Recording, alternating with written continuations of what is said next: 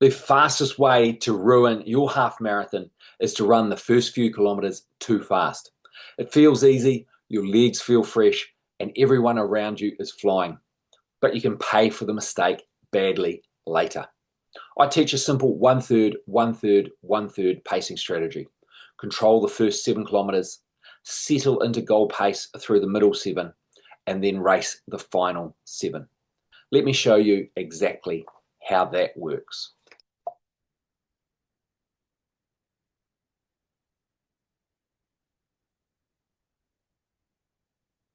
One of the biggest pacing mistakes I see in half marathons is athletes starting too fast.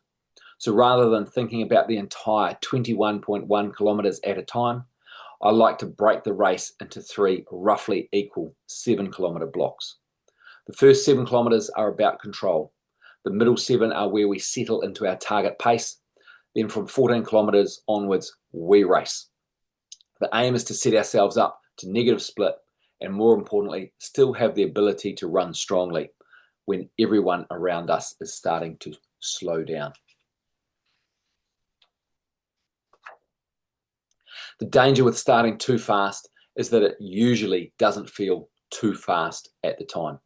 You've tapered, you're rested, there's adrenaline flowing, and you've got hundreds or thousands of runners around you. That can make the opening kilometer feel incredibly easy, even when you're running considerably faster than planned. The problem is that we don't necessarily pay for that mistake immediately. It might be 12, 15, or 18 kilometers before the consequences really start to show. That's why I want athletes deliberately holding themselves back early. We're not trying to bank time. We're preserving your ability to produce your best running later in the race.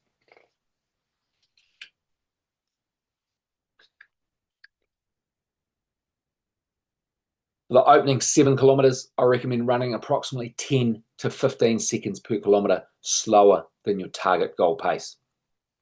This takes discipline. People will be passing you. You might feel as you're going too slowly. That's okay.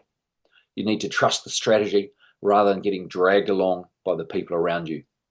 If you arrive at 7 kilometers thinking, that was pretty comfortable, I've got plenty left, that's exactly where I want you to be.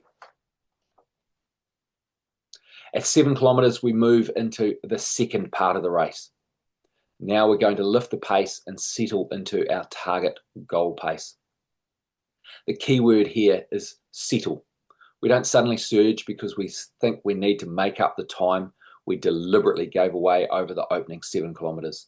Instead, find your rhythm and start ticking off consistent kilometers at target pace. This is also where your training becomes really important. You should recognize what this intensity feels like because you've practiced it. Keep on top of your fueling and hydration, and I recommend checking your kilometer lap pace rather than being distracted by your overall average pace. When we get to 14 kilometers, we've reached the point where we've earned the right to start racing. If everything has gone according to plan, we're now looking to run approximately 10 to 15 seconds per kilometer faster than target pace. That doesn't mean throwing in a massive surge at 14 kilometers.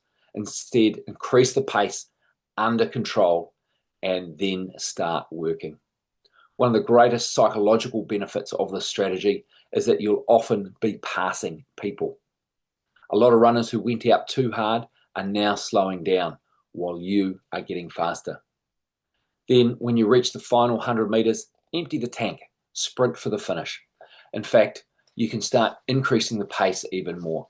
If you're feeling good, 3Ks out, lift the pace there. You might find yourself doing 20, 25 seconds faster than goal pace. The closer you are to that finish line, keep pushing that pace a little bit more, but don't go all out with 7Ks left to go. Plan it or schedule it and increase gradually. The closer you are, the faster you can go without running out of juice. Of course, races don't unfold perfectly. If you reach 14 kilometers and don't feel capable of increasing your pace, don't panic. and don't assume your race is over. Perhaps you can maintain target pace, keep going, and reassess with 5 kilometres remaining.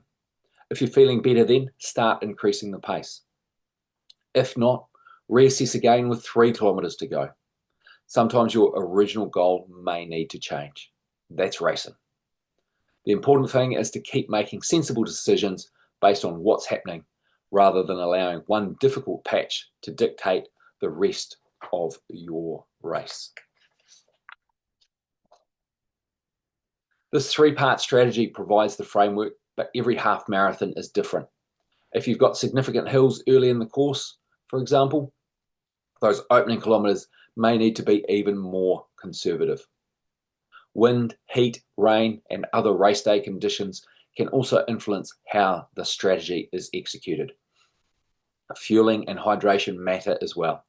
If you want to increase your pace late in the race, you need to make sure you've been fueling appropriately beforehand.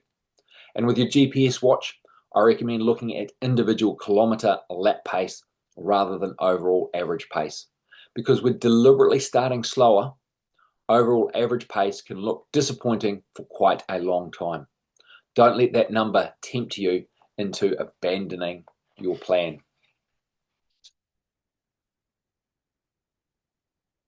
Race day pacing isn't something we suddenly introduce on race morning. We prepare for it during training. One of the ways I do this is with progressive long runs. An athlete might start at level 2, progress to level 3, and potentially include some level 4 running before cooling down. As we move into the final quality phase, tempo sessions become particularly important because we've dialed in that level 3 intensity that's so important for half marathon performance. We're teaching the athlete to run faster later in the session when there's already some fatigue in their legs. So by race day, finishing strongly isn't a new experience. It's something we've already rehearsed. Knowing your pacing, or knowing how to pace your half marathon, is important, but you also need to fit the fitness to execute that strategy. That's where NZ Half Marathon Hub Plus comes in. Hub Plus provides structured half marathon training built around some principles I've explained through this video, including my level 1 to 5 intensity system and periodized approach to preparing for 21.1 kilometers. The goal isn't simply to get you fit enough to reach the finish line, it's to prepare you so that when you reach 14 kilometers, you've still got the fitness, strength, and confidence to start racing.